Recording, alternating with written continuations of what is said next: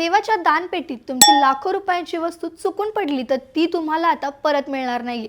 हे ऐकून तुम्हालाही धक्का बसेल, पण तुळजाभवानी मंदिर संस्थानाने एक निर्णय घेतलाय आणि तो निर्णय चांगलाच वादग्रस्त ठरलाय। त्यामुळे भाविक प्रचंड संतापलेत।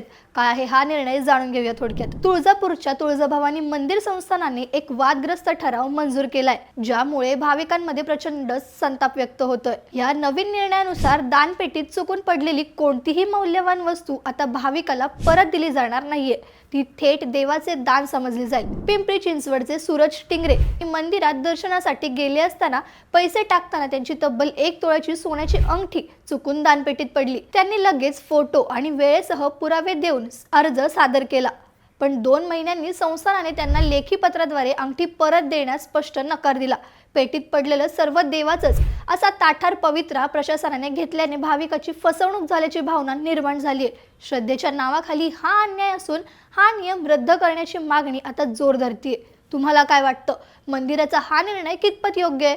चुकून पडलेली वस्तू त्या भाविकाला परत मिळायला हवी की नाही? हो किंवा नाही कमेंट्स मध्ये सांगा आणि अशाच बातम्यांसाठी थोडक्यातला फॉलो करा। बातमी म्हणजे थोडक्यात।